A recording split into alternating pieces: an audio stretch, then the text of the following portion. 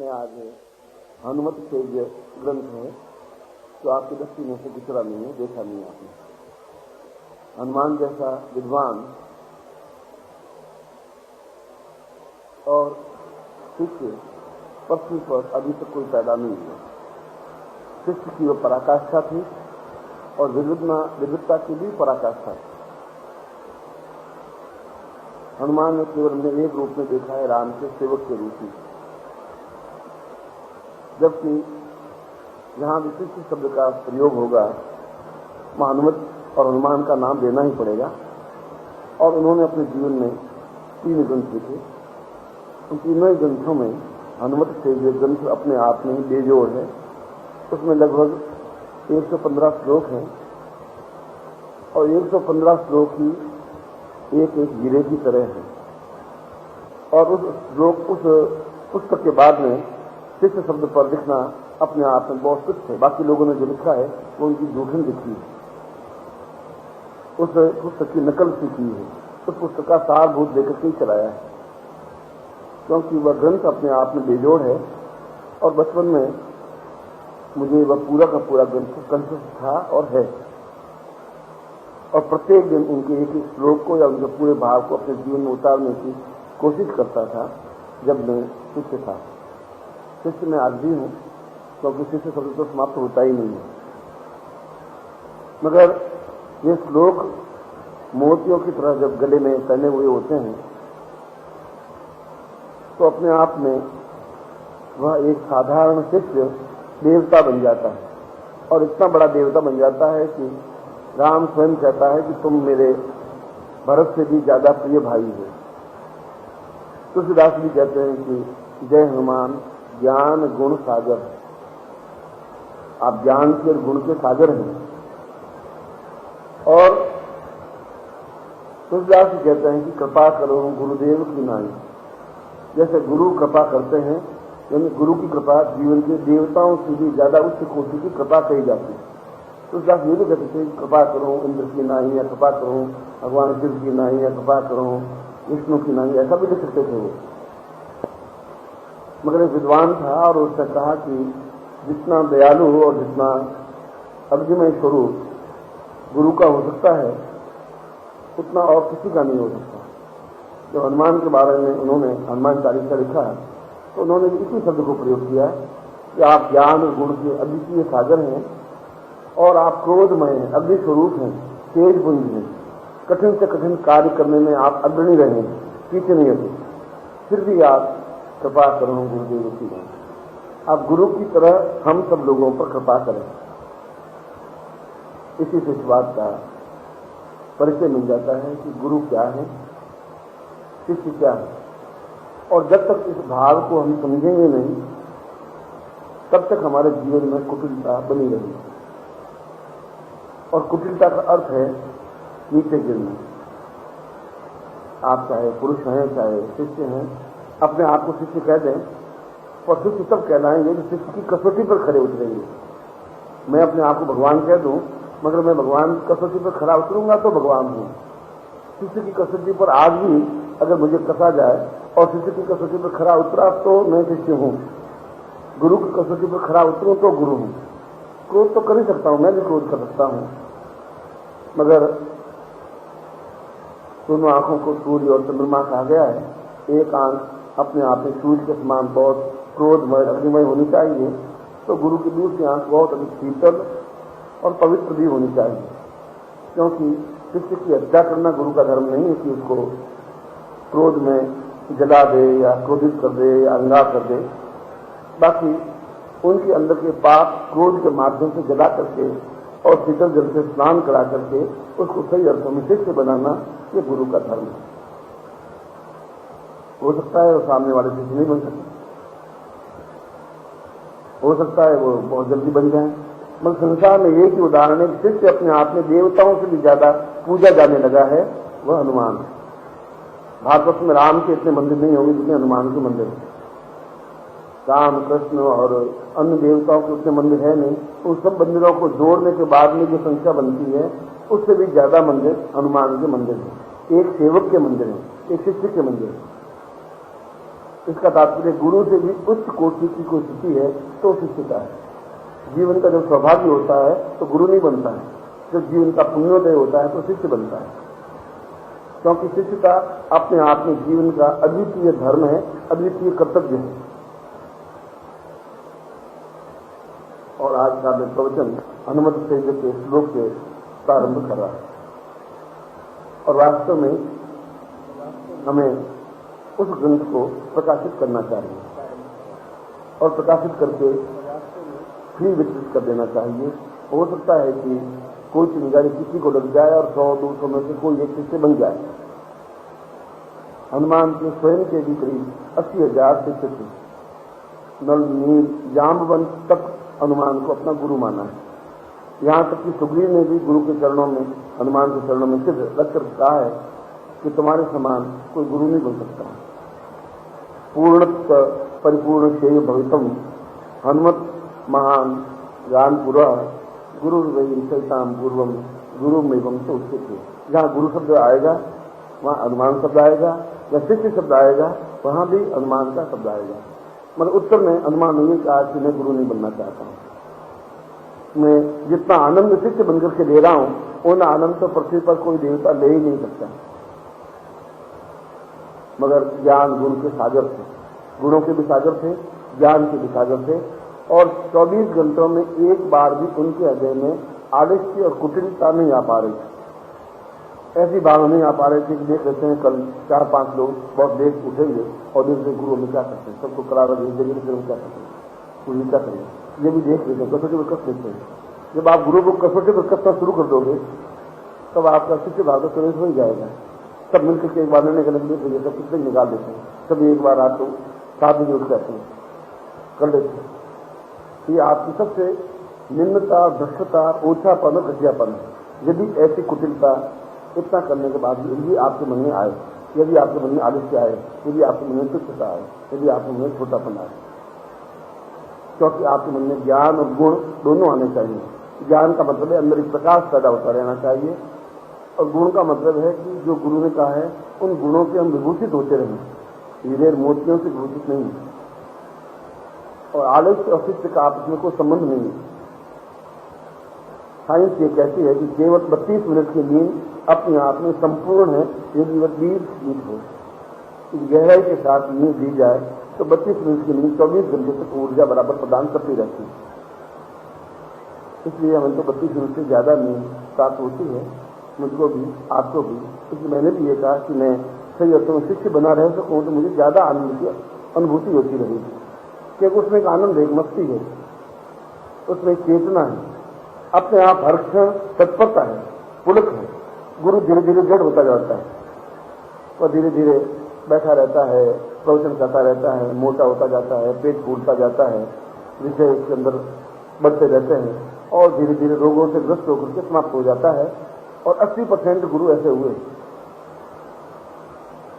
जो जीवन में अकर्मण्य हो गए, शिष्यवत भाव उनमें नहीं रहा, और जब शिष्यवत भाव नहीं रहा, केवल गुरुवत भाव रहा, तो अपने आप रोगों में ग्रस्त होते गए। शरीर तो रोगग्रस्त हो सकता है, ये मन से भी रोगग्रस्त हो गए, क्रोधमय बन गए, चिड़चिड़ापन आ गया, लड़ाई झगड़ों में आ गया, स्वार्थ में आ गए, और ऐसा जीवन में आया। इसीलिए हनुमान ने पहले ही कहा कि मैं शिष्यवत ही रहना चाहता हूं। और जब और कुछ से युद्ध में राम पराजित हो गए, अपने पुत्रों से युद्ध में पराजित हो गए, जब कुछ तो मालूम था ही, उन्होंने तो अपनी जिंदगी में पिता को देखा ही नहीं था, वो तो गर्भ में था लो, तभी वो बाबू की काशी में चला गया था, वहां पर पैदा हुआ, वहां पर कुछ पैदा हुआ, वहां पर बड़े हुए। और जब चक्रवर्ती बनने के लिए राम ने घोड़ा पूरे भारतवर्ष में भेजा कि जो भी इस घोड़े को पकड़ेगा इसका मतलब वो मेरा शत्रु है, और शत्रु को परास्त पूरे भारतवर्ष में करूं और मेरे कोई शत्रु हो ही नहीं, सब पर विजयी हूं, तब मैं चक्रवर्ती कहला सकूंगा। ऐसा पहले चक्रवर्ती बनने के लिए क्रिया करनी पड़ती थी। और वह घोड़ा दौड़ता दौड़ता वहां तक पहुंचा, उनके पीछे फौज रहती थी, लव ने उस लगाम को पकड़ लिया।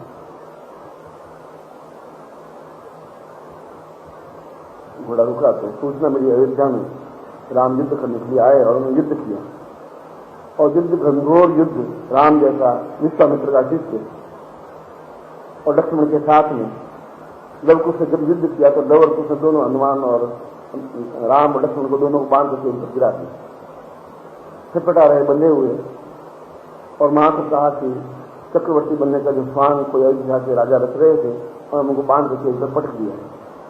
सीता विफल हो गई, दौड़ करके एकदम से आई, ये बच्चे ने क्या कर दिया, देखा तो फड़फड़ा रहे हैं दोनों, बांध रहे हैं राम को, राम बंधे हुए हैं, लक्ष्मण बंधे हुए हैं, उनकी वीरता की जगी रह गई। तुमने कहा तुमने क्या कर दिया, ये तुम्हारा पिता है? तो ऐसे पिता नहीं हो सकते जो मेरी मां को उठा करके मंदिर में फेंक दें। मगर एक आपने मुझे ज्ञान दिया है, ये ज्ञान दिया है कि हमें शिष्यवत रहना है, शिक्षित बनना चाहिए, और इसलिए आपकी आज्ञा का पालन करता हुआ मैं इनको बंधन से मुक्त करता हुआ इनके चरणों में अपने आप को प्रणिपात करता हूं। ये एक छोटी सी कथा है, बड़ी छोटी सी कथा के पीछे तक तात्पर्य यह है कि शिक्षित अपने आप में बल, बुद्धि, साहस और शौर्य का प्रतीक होता है। केवल उसके हृदय में केवल क्षमा और सेवा ही नहीं होती, बल भी होता है, साहस भी होता है, क्षमता भी होती है और अपराजय भी होती है। चारों चीजों से मिलकर के शिक्षित शब्द बनता है। अपराजय का मतलब है पराजय जिंदगी में हो ही नहीं, और बल का मतलब है शौर्य, साहस। बल का मतलब ये नहीं दूसरों से युद्ध करें, इतना साहस, इतनी क्षमता की मैं जो कुछ करूंगा करूंगा ही, हर हालत में करूंगा और ये करके दिखा दूंगा। बुद्धि का मतलब है कि उस कार्य को किस प्रकार से किया जाए, उसमें बुद्धि का प्रयोग हो, मतलब इतनी चतुराई के साथ कार्य हो कि दूसरे लोग एहसास कर सकें कि वास्तव में यह एक श्रेष्ठ स्तर से कार्य किया गया है। इन्हीं सारे तथ्यों को लेकर के अनुमान से अनुमति से जो ग्रंथ लिखा गया, उस श्लोक का एक श्लोक आपके सामने स्पष्ट कर रहा हूं। शिष्योर्वदाम शिष्य सदैव देहम प्राणम आत्मा भवतेव ज्ञानम चिंत्यम विचिंत्यम यो निर्मदेवम श्रेष्ठस्वरूपम शिष्यस्वदेयम। हनुमान ने कहा कि शास्त्र बिल्कुल सही है, और जो शास्त्र में लिखा है कि 84 लाख योनियों में भटकता हुआ व्यक्ति मनुष्य देह धारण करता है। बड़ी मुश्किल से ये शरीर मिलता है, ये देह मिलती है, और मनुष्य देह की विशेषता यह है कि मनुष्य ही सोच सकता है, समझ सकता है, आनंद ले सकता है, देवता नहीं ले सकता, राक्षस भी नहीं ले सकता। इसलिए बड़ी कठिनाई से ये शरीर मिलता है, जिसको हमने सबसे तुच्छ समझ रखा है, क्योंकि हमने समझा ही नहीं कि मनुष्य देह हमने क्यों लिए, क्या इसकी विशेषता है कि जो कुछ प्राप्त करना है इस मनुष्य देह के माध्यम से प्राप्त कर सकते हैं, और किसी देह के माध्यम से प्राप्त नहीं कर सकते। और पहले श्लोक का और पहले श्लोक की पंक्ति का अर्थ उस योद्धा ने कहा है कि जो हम शिष्य बनते हैं तो 84 लाख योनियां घट करके केवल 4 योनियां बच जाती हैं, बाकी सारी योनियों को अपने आप पार कर लेते हैं, बाकी सारी योनियां अपने आप समाप्त हो जाती हैं। आगे आने वाले समय में फिर हम 84 लाख योनियों में भटकना नहीं पड़ता, फिर केवल 4 योनियां बाकी रह जाती हैं, यदि हम केवल शिष्य से विभूषित होकर के समाप्त हो जाए, आगे काम नहीं भी करें। हमने कोई दीक्षा दे दी, किसी गुरु के चरणों में अपने सिर को झुका दिया, और इतना करने से ही 84 लाख योनियां अपने आप केवल 4 योनियों में विभक्त रह जाती है। हो सकता है मृत्यु हो जाए तो फिर 4 योनियां और भटकने के बाद फिर मनुष्य शरीर प्राप्त कर सकते हैं। ये बहुत बड़ा अचीवमेंट है, ये बहुत बड़ा गुण है, ये बहुत बड़ी क्वालिटी है कि इस गुरु शब्द से या गुरु चरणों में सिर झुकाने से इतनी बड़ी उपलब्धि प्राप्त हो जाती है।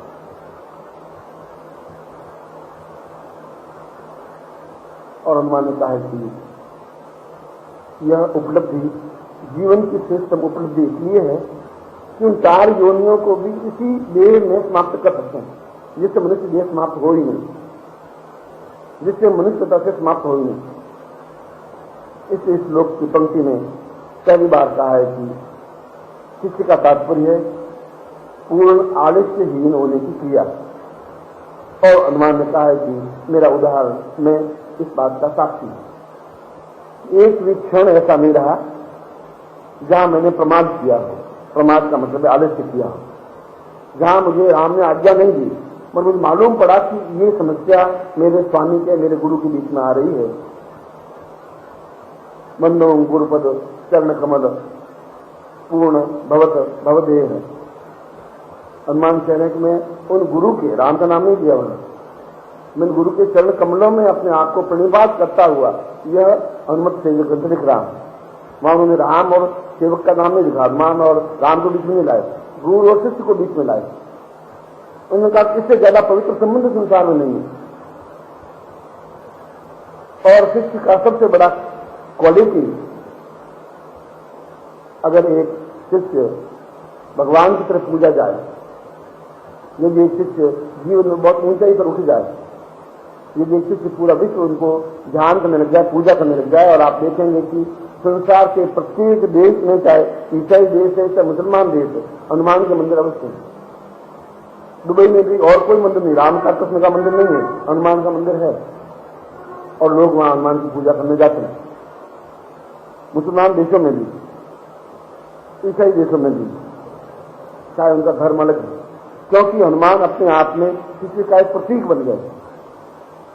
और जो आपके मन में जो ये चित्र बना हुआ है कि हनुमान है, हनुमान की तरह मुंह है, उसके पीछे पूंछ है, ये केवल प्रतीक है। वह तो एक जाति, हनुमतिक जाति थी उसमें। और जिस प्रकार से हमारे ब्राह्मण जाति है, क्षत्रिय जाति है, वनवासी जाति है, आदिम जाति है, यादव जाति है, उसी प्रकार से वानर जाति थी। और वह भी उसी प्रकार से मिश्र थे जैसे तुम और मैं हैं। उसी प्रकार का चेहरा था, उसी प्रकार से हाथ और पांव थे। हमने फिर वानर का शब्द बंदर समझ लिया, और बंदर समझ के पूंछ पीछे लगा दी। न तो उनकी पूंछ थी, न उनकी कोई पूंछ की भावना थी, मगर हमने धीरे धीरे उनको, हनुमान को बानर से, बानर की पूंछ होनी चाहिए, चित्रकार ने पूंछ लगा दी, हमने उसको पूंछ को समझ ली। किसी जाति के पीछे अपने आप में पूंछ लगाने की क्षमता उस समय तो थी नहीं, त्रेता युग में तो थी नहीं। आगे जाके पूंछ कब लगी यह मुझे मालूम नहीं, मगर ये मुझे मालूम है कि महाभारत युद्ध में भी अर्जुन को कृष्ण ने कहा कि मैं विजयी होना चाहता हूं, क्या करूं? तो उसने कहा तुम्हारी ध्वजा पर हनुमान को स्थापन कर दो। उस समय कृष्ण ने एक ही लाइन कही कि तुम्हें अगर विजय प्राप्त करना है तो ध्वजा पर हनुमान को स्थापन कर दो, जिससे कि प्रत्येक हनुमान तुम्हारी आंखों के सामने रहे। और उस हनुमान पर जो, उस ध्वजा पर जो हनुमान का चित्र लगा है वो मानवाकृति में है, तो पूंछ की आकृति में नहीं। या मैंने एक आपके चिंतन को स्पष्ट किया कि वो अपने आप में एक मनुष्य रूप में बुद्धिमान थे। तो उन्होंने कहा कि जीवन में मैंने राम की आज्ञा सुनी या नहीं सुनी, मगर मुझे मालूम पड़ा कि राम को अहिरावण लेके गया पता नहीं, मुझे पता ही नहीं कब उठा के ले गए। ले अहिरावण पताल सिधारो ताई बलि सो त्रास दियो। और जब उनको राम और लक्ष्मण को बलि देने के लिए अहिरावण तैयार हुआ, और जब हनुमान वहां पहुंच गए, क्योंकि वो शिष्य था। उसका तात्पर्य यही था कि मैं बिना आलिस्य के अपने गुरु को रक्षा दूं, उनके लिए जीवन समर्पित करूं। जीवन समर्पण करना शिष्य का पहला कर्तव्य, पहला धर्म। शिष्य का पहला कर्तव्य आलिस्य विहीन होना। शिष्य का दूसरा कर्तव्य है उस गुरु की रक्षा करना, गुरुत्व की रक्षा करना। मैं फिर शब्द कह रहा हूं, राम की रक्षा करना नहीं, नाम सीमानी की रक्षा करना नहीं, गुरु की रक्षा करना। और रक्षा करने के लिए सीधे पताल लोक में गए और उस अहिरावण को समाप्त करके राम लक्ष्मण को कंधे पे उठा करके वापस अपने स्थान पर लेके आए। उसमें कोई राम ने आज्ञा नहीं दी। राम ने ये नहीं कहा था देखो मुझे पता लेके जा रहे हैं, तुम पीछे आओ, मुझे थोड़ा के ले जाओ, ऐसा नहीं कहा। वो अपने आप में बिल्कुल सचेत था, सतर्क था कि कहाँ मेरे गुरु हैं, कहाँ मेरे स्वामी हैं, कहाँ है और वो किस जगह है, किस स्थिति में है, और मुझे क्या करना है। इसको चतुराई कहते हैं। जो बारे में चारों चीजें कही उनका तात्पर्य था। चतुर का मतलब है उसकी पहली दृष्टि रहती है कि वो कहां पर है और किस स्थिति में है, और किस स्थिति में है उनको मेरा क्या कर्तव्य है उसमें, और उस स्थिति को प्राप्त करना, उनको अपने आप में सेव करना, उनको सुरक्षित करना बल का पर्याय है। इसलिए मैंने कहा बुद्धि और बल। तुलसीदास ने कहा है कि बल बुद्धि की नाई, मैं आपको गुरु की नाई, बल और बुद्धि में आप तेज है, साहसी है, इसलिए आप सही अर्थों में शिष्य हैं।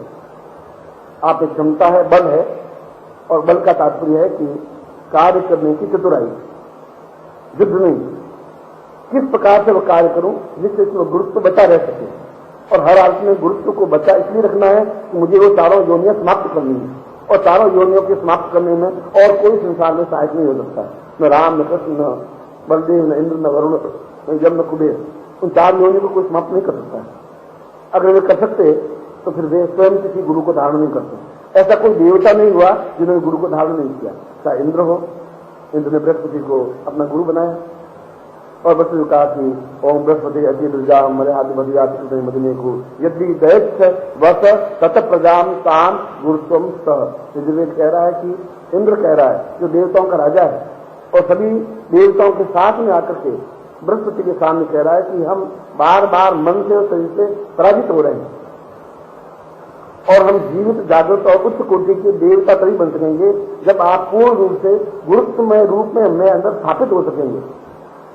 बृहस्पति अति है दर्दो, अरे हाथ मध्य, मेरे अंदर के विकार, मेरे अंदर का आलस्य हमें दूर करिए, अन्यथा राक्षस हम पर हावी होकर के समाप्त कर देंगे। बृहस्पति बेचारा अकेला आदमी था, दुबला पतला, और ये सारे जो इंद्र और देवता थे अपना बलशाली थे, ताकतवान थे, क्षमता थे, विष्णु थे, ब्रह्मा थे, महेश थे और इंद्र थे, वरुण थे, यम थे, कुबेर थे। और उन्होंने कहा कि बृहस्पति आप हैं शरीर में तो हम स्थापन हो सकेंगे, तभी हम देवता कहला सकेंगे। और हनुमान ने भी अपने उस श्लोक में पहली पंक्ति में कहा है कि गुरु को इसलिए मुझे स्थापन करना आवश्यक है, राम को गुरु के रूप में देखना आवश्यक है कि मैं अपने जीवन में उन 4 योनियों को मिटा करके इस जीवन में ही पूर्णता प्राप्त करूं। क्योंकि यजुर्वेद का प्रारंभिक श्लोक है इसे तोड़े स्वाम वाय वसुदेव। मनुष्य तो मनुष्य उपबूंद है, एक पानी का बुलबुला है, समुद्र में से उठा, वो हमारी उड़ गया, समाप्त हो गया। अगर थोड़ा पानी का बुलबुला थोड़ा सा उठता है, 1 सेकंड के लिए समाप्त हो जाता है, उतने मनुष्य का जीवन है। मगर उस मनुष्य के जीवन में छटपटाहट, एक वेदना है, क्योंकि वह कुछ कर नहीं पा रहा है। वह समझ रहा है कि मैं कमा भी रहा हूं तो बेकार है, मैं पुत्र भी पैदा कर रहा हूं तो बेकार है, कुछ उसमें आनंद नहीं है। मैं बाजार में घूम रहा हूं तब भी आनंद नहीं है, होटल में खाना खा रहा हूं तब भी आनंद नहीं है, मेरे विकार समाप्त नहीं हो रहे हैं, मेरे में कुटिलताएं भरी हुई है। और हर बार मेरा मन उस कुटिलताओं की ओर ही अग्रसर होता है, छल की ओर अग्रसर होता है कि मैं कैसे किसी को पीड़ित करूं, टॉन्टिंग के माध्यम से, शब्दों के माध्यम से, कार्यों के माध्यम से, क्रियाओं के माध्यम से। और वह बूंद अपने समुद्र से उठती है, सूर्य की धूप से, गर्मी से, भाप बनकर के, और ऊपर जब बादल बनती है तब भी उसमें बहुत छटपटाहट है, घुमड़ती है, आवाज करती है, चिल्लाती है, चीखता है बादल, कुछ उसको बेचैनी है, चैन नहीं है। क्या करूं, कहां जाऊं, जहां पवन उसको उड़ा के ले जाता है, उड़ता रहता है, कभी पूर्व कभी पश्चिम में, इधर से उधर से, और डोलता रहता है जैसा मनुष्य डोलता रहता है पूरे दिल्ली में, पूरे संसार में।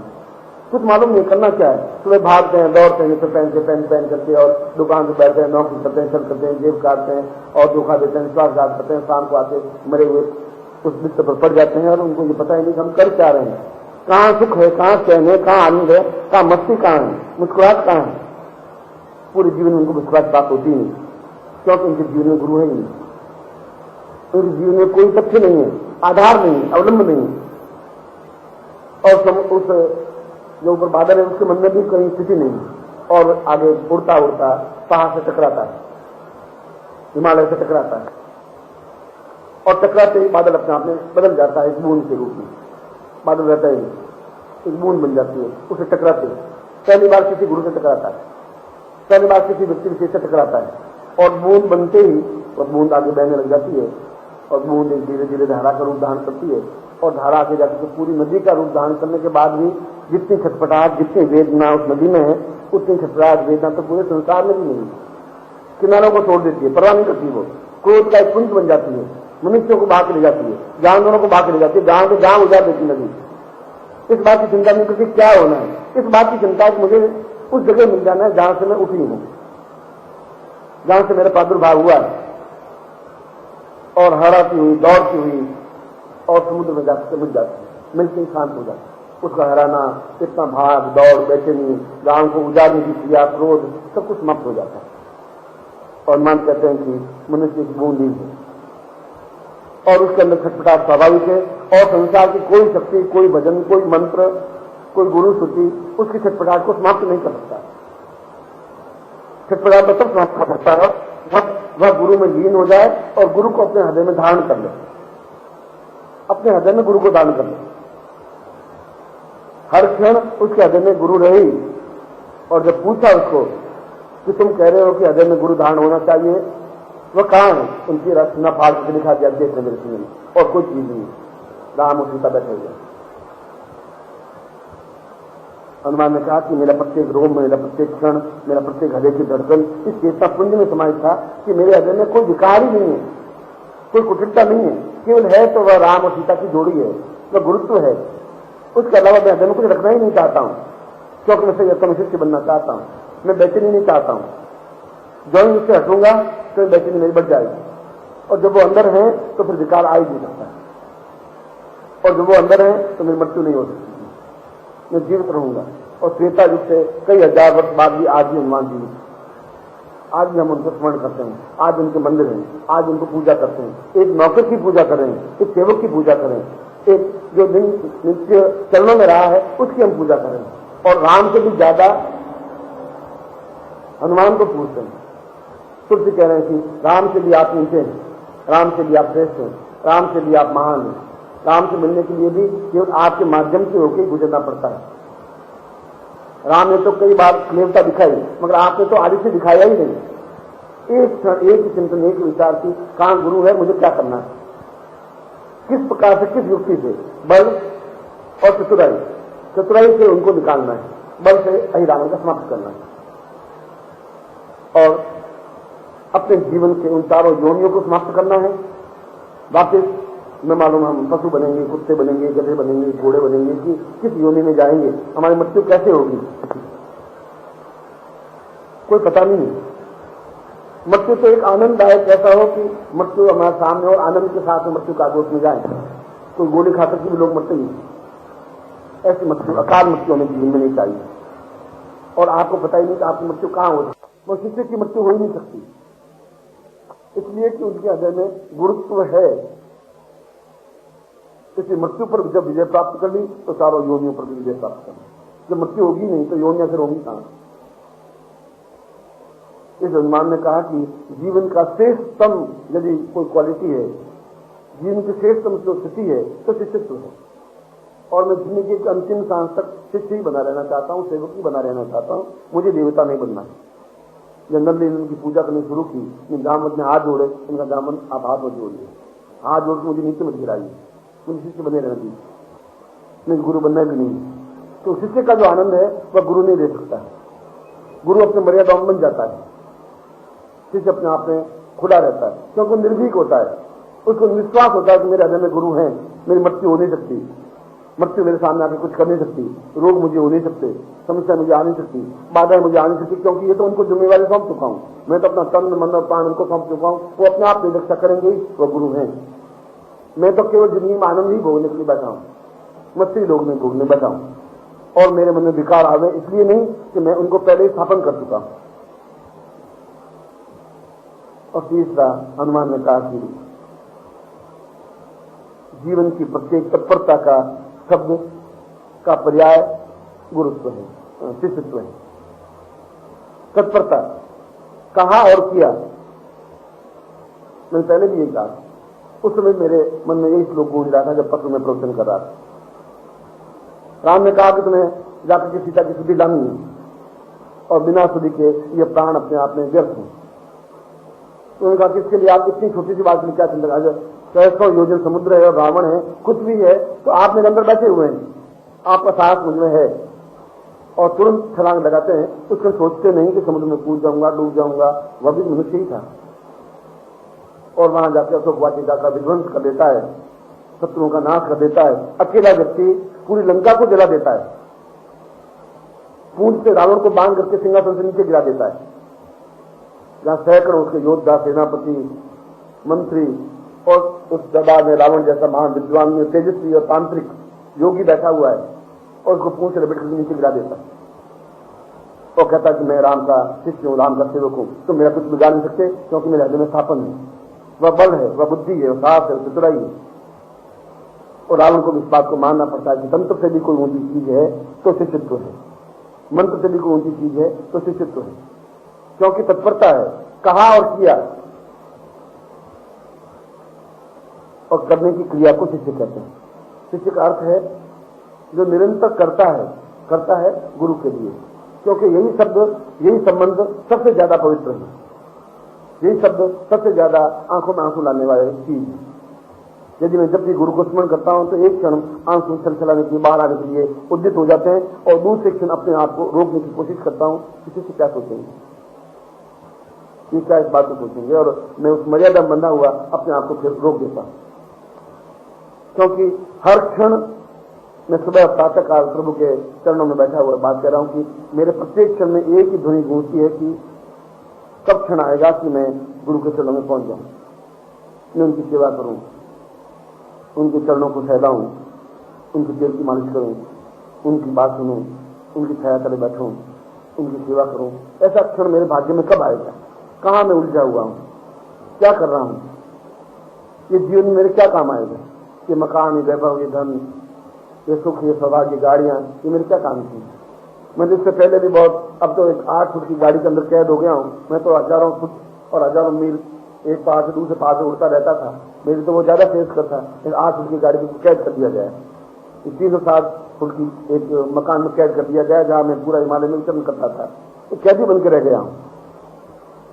ये कैसा मेरा गुरुत्व है, ये कैसा मेरा दुर्भाग्य, क्योंकि मैं जो शिष्य हूं, मैं शिष्य तो कर नहीं पा रहा हूं, उस आनंद को नहीं ले पा रहा हूं।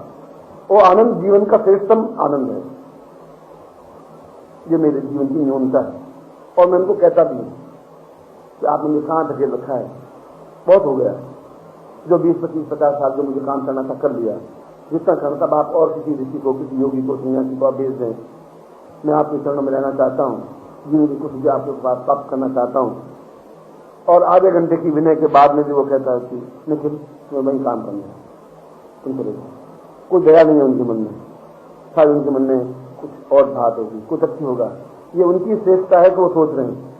ये मेरी कोई दुर्भाग्य है कि मैं उनके चरणों में, साक्षात उनके चरणों में बैठ करके शारीरिक रूप से सेवा नहीं कर पा रहा हूं। ये छटपटाहट है, वेदना है, ये तड़प है, ये बेचैनी है। इस बेचैनी को मैं ही समझ सकता हूं और कोई नहीं समझ सकता। उनकी आज्ञा पालन करना मेरा धर्म और कर्तव्य है। उस आग में अगर जलूंगा भी तो उनकी आज्ञा से मैं जलता ही रहूंगा, पर मेरी वेदना को तो उनको सुनना ही पड़ेगा।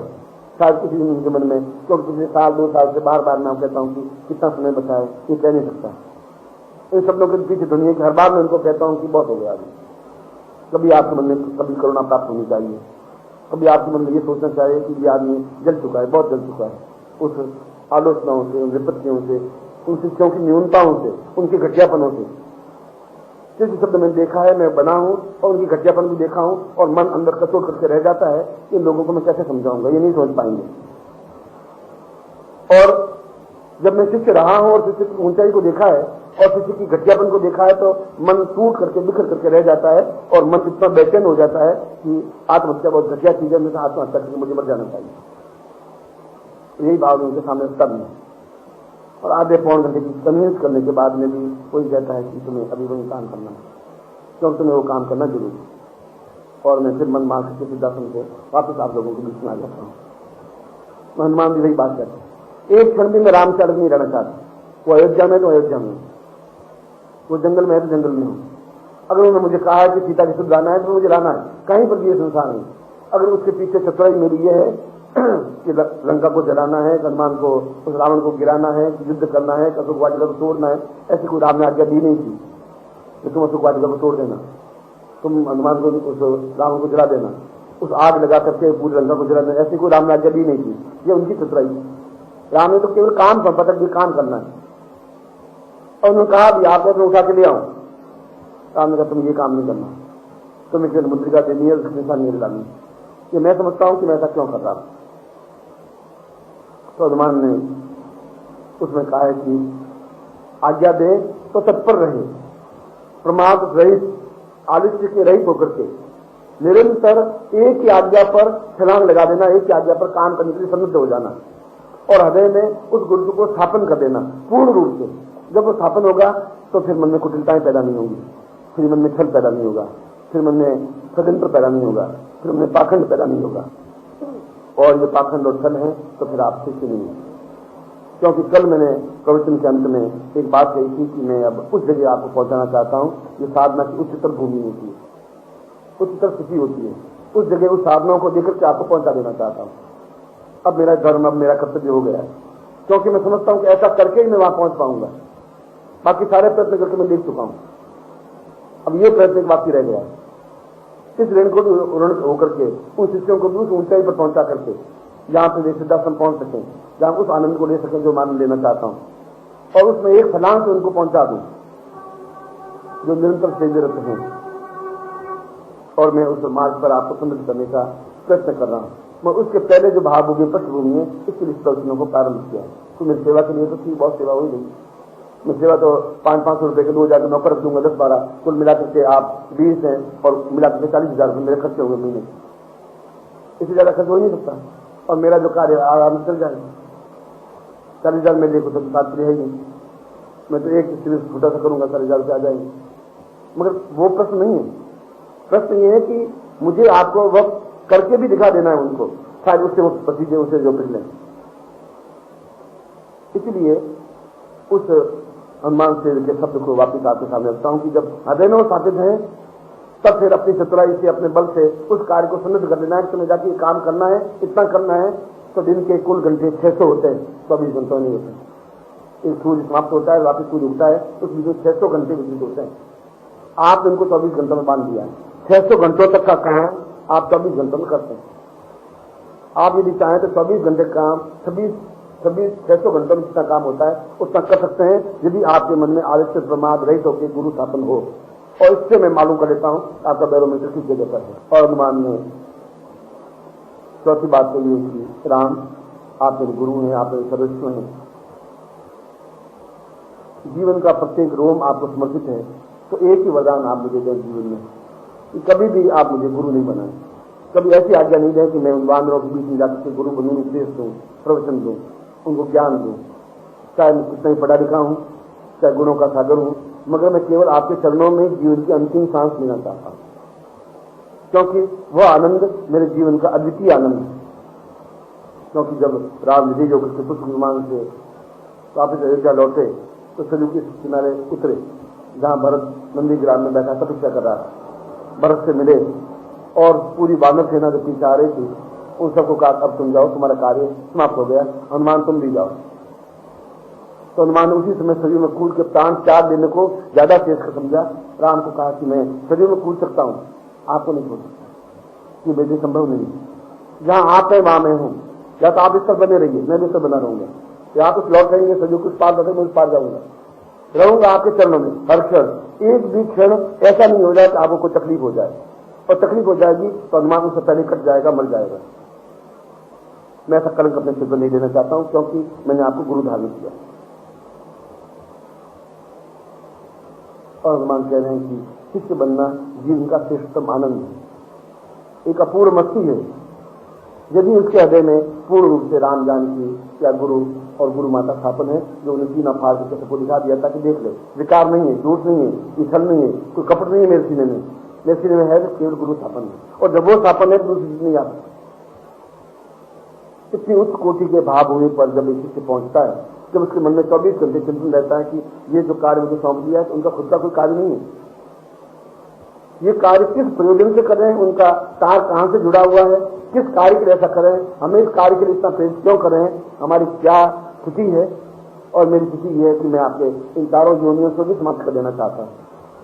मैं नहीं चाहता हूं कि आपको वापस किसी 4 योनि में से एक योनि में जन्म लेना पड़े, और मैं नहीं चाहता हूं कि इस प्रकार के इस स्थितियों में आपको जीवन यापन करना पड़े।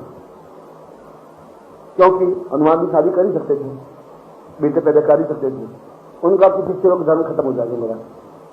यह तो जीवन के बंधन है, आगे जीवन के बंधन बहुत है, एक ही बंधन रहेगा, गुरु तुम एवं गुरु तुम हो और मैं हूं। तुम्हारे मेरे बीच में हवा भी पार नहीं हो सकती, इससे हम एक दूसरे से जुड़ जाए।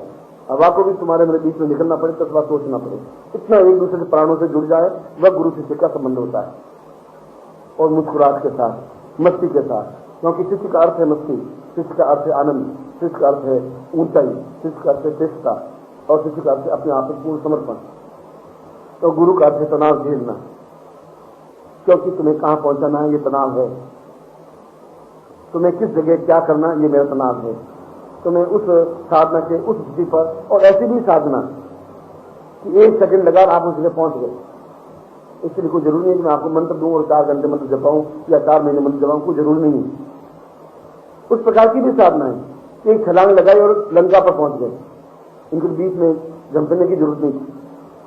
केवल यह था कि उस समय भी उसका मान नहीं, मस्तिष्क में यह था कि राम मेरे हृदय में बैठे हुए, अगर मैं समुद्र को पार कर लूंगा तो राम समुद्र पार कर रहे, गुरु बैठे हुए। गुरु का मतलब भारी, मजबूती, क्षमता, साहस, श्रेष्ठता, दिव्यता और तेजस्विता, और ये सब जब समावेश होता है तो उससे यथों में शिष्य बन जाता है। और जो शिष्य बन जाता है उससे बड़ा सौभाग्यशाली संसार में कोई होता ही नहीं, यदि वो सही अर्थों में शिष्य है तो। और मान कहता है कि मैं जीवन में शिष्य ही बने रहना चाहता हूँ, मैं पति नहीं बनना चाहता, मैं पत्नी भी नहीं बनना चाहता, मैं जीवन में और किसी प्रकार सेना नायक भी नहीं बनना चाहता, सेनापति भी नहीं बनना चाहता, मैं तो सबसे लघुत्तम आपका कोई और सेवक है तो मैं वैसा बनना चाहता हूँ, जहां मेरा अस्तित्व हो ही नहीं, मेरे ये ईगो नहीं हो कि मैं आपकी सेवा कर रहा हूं, 24 घंटे आपका ध्यान कर रहा हूं। ये मुझमें अहंकार नहीं आना चाहिए, ये अहंकार भी नहीं आना चाहिए कि मैंने आपसे युद्ध किया है, मैंने सीता की खोज खबर के लेके आया हूं, मैंने रावण को पराजित करने में किया है, मैंने रावण से आपको छुड़ा करके लाया हूं, मैं सीता की सुधी लाया हूं, मैंने युद्ध किया है, मैं देवताओं से जूझा हूं, मैं लक्ष्मण से मूर्छित हो गए तो इस पर्वत को उठा के लाया हूं। ये अहंकार मेरे मन में आया नहीं, क्योंकि ये मैंने काम किया नहीं। मैंने सारे काम इसलिए किए कि मैं आपके चरणों में समर्पित हो सकूं और सही अर्थों में शिष्य बन सकूं। और जहां शिष्य शब्द है वहां केवल संसार में एक ही शब्द आता है, हनुमान शब्द। जहां सेवक शब्द आएगा तो हनुमान शब्द भी आएगा, क्योंकि संसार में सबसे कठिन कार्य, अगर संसार में सब कुछ है तो सेवा करना सबसे कठिन काम है, ये सेवा करना। इससे कठिन काम कुछ है नहीं। पर्वत को पार करना, हिमालय को पार करना भी आसान है, सेवा करना बहुत ज्यादा कठिन है, क्योंकि सेवा करने का मतलब है कहा और किया, उसको सेवा कहते हैं। और हनुमान सेवा की एक प्रतिमूर्ति है, हनुमान सही अर्थों में शिष्य हैं, और शिष्यों के अपने आप में एक अग्रणी देवता है, उनका एक बिंब है। शिष्य कैसा होना चाहिए ये हनुमान को देख करके सीखा जा सकता है। उस श्लोक के अंतिम पंक्ति में हनुमान ने यही कहा है कि ये मेरे जीवन का सौभाग्य है कि मुझे गुरु मिले, श्रेष्ठतम गुरु मिले, राम के जैसे गुरु मिले। राम अच्छे हैं कि बुरे हैं, कि सीता की खोज में रो रहे हैं और एक एक पत्ते को, एक एक पौधे को जाकर पूछ रहे हैं कि हे वटवृक्ष, हे मधुकर श्रेणी, कहाँ गई सीता मधुनैनी। उस पत्ते को पूछ रहे हैं कि सीता कहां चली गई, उस पौधे को पूछ रहे हैं। और दूसरा शिष्य होता है सोचता कि ये राम है कि हृदय की आदमी। उस पेड़ों को पूछ रहे हैं मैं सीता कहां चली गई, उनको खुद को मालूम नहीं सीता कहां चली गई। और वो दूसरे लोग समझ नहीं पाए थे कि इनका कहने का भाव यह है कि मुझे इसी रास्ते पर चल करके उसका संहार करना है। मेरा मन तो यही कि हनुमान को यही तो कहना था, कसो वाड़ी समाप्त करके अपनी माँ को गोदी में उठा करके या कंधे में उठा के ले आना, सब झंझट मिट गया। लेकिन वापस अयोध्या पहुंच जाते, काफी लड़ाई झगड़ा होता है इससे। और वो भी आज्ञा दे सकते थे कि तुम ये जाके चूड़ामणि ले आना, इसके अपने यही जैसे तुम खुद ही उसको उठा के ले आना, एक सलाह वापिस लिया। पर उस राम का ये ध्येय नहीं था। हनुमान और दूसरे शिष्य को समझ भी नहीं पाए थे। जहां मन बैठे बैठे सोच रहे थे कि हनुमान ऐसा क्यों नहीं कहते थे, राम इस माँ को लाने लड़ाई झगड़ा तो इसी को बात का है, उठा के लिया। और न रामन समझ रहे थे, न नंदी समझ रहे थे, सुखदेव समझ रहे थे। राम समझ रहे थे कि मेरा लक्ष्य क्या है, मेरा लक्ष्य है रावण का वध करना, समाप्त करना। और मेरा लक्ष्य इस बात का है कि अंधकार जो है, जो भौतिक अंधकार है, उसमें रोशनी की प्रकाश बिखेरना, किताबों के माध्यम से, ज्ञान के माध्यम से, चेतना के माध्यम से, प्रवचनों के माध्यम से। जो मैं दुख को तनाव घेरता हूँ उसकी रीजन वो है, मैं जिनका धन और ऐश्वर्य नहीं है, माता पिता नहीं है, पत्नी नहीं है, पुत्र नहीं है। उस लक्ष्य की प्राप्ति के लिए बराबर सचेष्ट हूं और शरीर के तिल तिल को जला रहा हूं, पर लक्ष्य मेरा वो है। अगर वो मेरा लक्ष्य नहीं होता मैं दरवाजे मंदिर का आराम से सो सकता था, पंखे लगा सकते, मुझे जरूरत क्या है। मगर ये धन नहीं, जामा नहीं समझे, फिर तुम भी नहीं समझ पाए ये क्यों इतनी भाग दौड़ तनाव क्यों झेल रहा है। तो हनुमान समझ रहे उनका कि आपके चेहरे पर एक तनाव की लकीर आती है तो मेरा मर जाना अच्छा है, फिर मेरा सांस लेना बेकार है। अगर मैं सांस लेता हूं तो मैं शिष्य नहीं है। उससे पहले मत से मुझे वर्ण कर ले, यम मेरा वर्ण कर ले, मैं ज्यादा तेज को समझूंगा यदि एक क्षण भी आपके चेहरे पर तनाव देख लेता हूं। आप इस छोटी सी बात के लिए परेशान हो रहे हैं कि सीता है तो सुधी रहो, आप मुझे कह के देखिए आपने कार गए, अब वहां जाकर क्या करना था ये राम ने उनको कुछ नहीं बताया। क्योंकि शिष्य में बल होना चाहिए, बुद्धि भी होनी चाहिए, साहस होनी चाहिए, क्षमता भी होनी चाहिए और हृदय में गुरु स्थापन होना चाहिए। कह दिया कि तुम्हें 4 बजे उठना है तो ये नहीं पूछना है 4 बजे उठ के 3 बजे सोए, 4 बजे कैसे उठेंगे, क्या होंगे। ये प्रश्न किया तो शिष्य तो समाप्त हो गए। फिर समाप्त हुआ तो वापस आप उसी जगह पहुंच गए जहां से तुम शुरू हुए। गुरु की मूर्ख तो है नहीं कि आपको 3 बजे सुला करके 4 बजे उठाएगा, उनको कोई स्वास्थ्य भी तो नहीं है। उसका एक लक्ष्य है, कल मैं उसका संकेत आपको कर चुका और उस छटपटाहट को मैं व्यक्त आज कर चुका हूं कि ये छटपटाहट मेरी क्यों है। मेरा इस कुर्सी पर बैठना, यहाँ बैठना मुझे बिल्कुल अच्छा लगता ही नहीं। इस मकान में बैठना, इस महल में बैठना, जोर में बैठना या बाजार में घूमना मेरे लिए कहीं पेश करनी है। मेरी भावना है भी नहीं, मेरी इच्छा भी है भी नहीं। मुझे अब तक लोग समझ भी नहीं पाए, शायद लोग नहीं समझे तो ज्यादा अच्छा है। तो मैं अपने आप को समझ रहा हूं और मैं ये भी समझ रहा हूं कि शायद अब एक चीज रह गई है कि गुरु बार बार मुझे धकेल रहे हैं, तो शायद ये है कि उन शिष्यों को उस जगह पहुंचा दे जहां हनुमान और राम में कोई अंतर है ही नहीं। जहां राम का मंदिर है वह हनुमान का मंदिर है, हनुमान वहां स्थापन है ही, और जहां हनुमान का मंदिर है वह राम की मूर्ति है ही। ये दोनों को अलग अलग किया ही नहीं जा सकता, अब संभव नहीं है। और राम और हनुमान अलग अलग नहीं हो सकते, क्योंकि हनुमान ने अपने आप को विसर्जित कर दिया उनके चरणों में, अपने आप को कुछ रखा ही नहीं।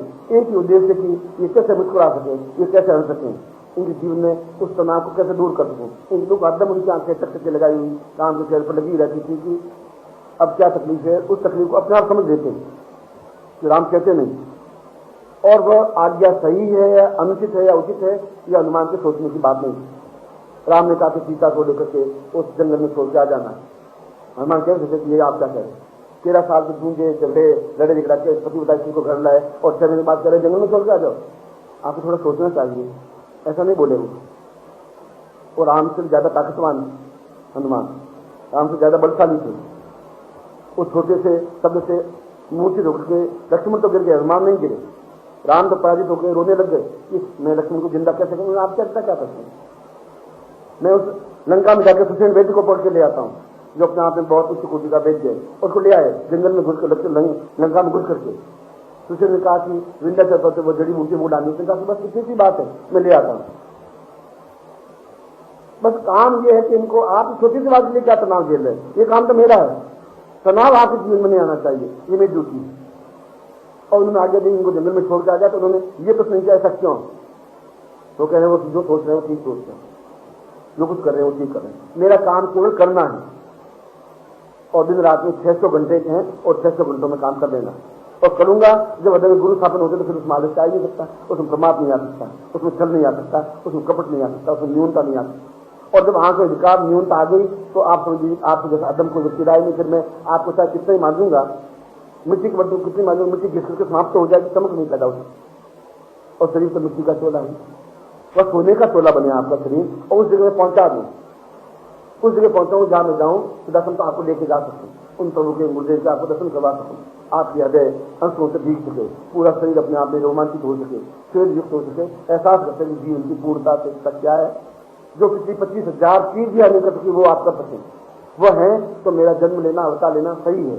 और नहीं तो मेरा जीवन अपने आप में बेकार चला जाएगा, मैं स्वयं अपने आप में ग्लानिमन में हो जाऊंगा। इतना एहसान आपका मेरा नहीं है, आपको मेरा जितना आपने कोई काम किया। अभी तक आपने शिक्षित तो ग्रहण नहीं किया, जो शिक्षित की कसौटी पर आप कसे नहीं गए, मैंने कसा ही नहीं, क्योंकि कसते ही आप फेल हो जाएंगे। मैं जिस दिन भी आपको शिक्षित कसौटी पर कसूंगा आप पहली बार में फेल हो जाएंगे, क्योंकि मैं उस कसौटी पर कसा हुआ चला हूं, मैं किससे बना, मैंने शिक्षा अनुभव की है। इस आग में जलते हुए उन्होंने कहा कि नहीं तुम मैं तुम जाकर काम करूंगा। मैंने वापस पलट करके उनको वापस जवाब नहीं दिया, अपने निवेदन तो किया मगर उत्तर नहीं दिया वापस। उत्तर देना मेरा धर्म था ही नहीं, धर्म है भी नहीं। मैं समझता हूँ शायद इस युक्ति से मैं शायद वापस उनके चरणों में पहुंच जाऊँ। केवल लक्ष्य मेरा यही कि मैं गुरु के चरणों में सबसे बैठा रह सकूँ, उनकी सेवा कर कि धन ये मान ये है कि आराम भोग विलास मेरा आवश्यकता है नहीं। शुरू में नहीं, मैंने जब जन्म लिया था तो मेरे पिता ने दीक्षा पात्र मेरा आदमी ले दिया था, बच्चे तुम ब्राह्मण हो, कमाओ और खाओ, ईमान वृत्ति करो, रोटी कमाओ, मैं भी कमा खा रहा हूँ, तुम भी खाओ। उन्होंने कोई ज्ञान दिया नहीं था। और मेरी 7 पीढ़ियों में पहले सीखा जिसने 7वीं क्लास पास की, 7 पीढ़ियों में 7वीं क्लास पास करने वाला बैकग्राउंड मेरा क्या था मैं आपको समझा रहा। उसके बावजूद भी मैं क्या था इस बात को मैं समझ रहा और आज भी मैं समझ रहा हूं, इसलिए मैं आपको किसी तक अभी कर नहीं सकता। कब से आप बिल्कुल फैल हो जाएंगे तो शिक्षक में आ नहीं पाइए।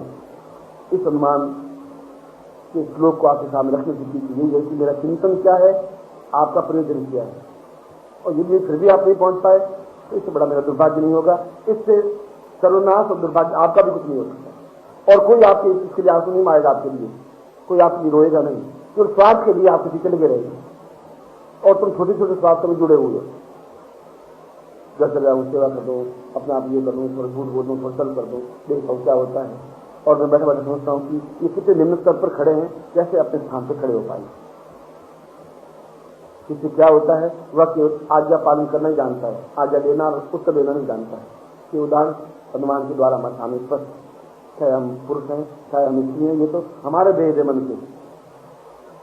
आध्यात्मिक भेद से न तो कोई पुरुष है न कोई स्त्री है, वह तो अपने आप में एक आत्मा है और मेरी आत्मा आपके साथ जुड़ी हुई है और आपके हृदय में पूर्ण रूप से स्थापित हो सकूं। जब स्थापित हो सकूं तो सारे विकार अपने आप समाप्त हो जाएंगे, सारा छल, सारा झूठ, सारा कपट, सारा विचार, सारा अनैतिकता, वो सब अपने आप में समाप्त हो जाएंगे और आप भी मेरे हृदय में पूर्ण रूप से इतने घुल मिल जाए कि आपके बिना मेरा अस्तित्व तो रहे ही नहीं।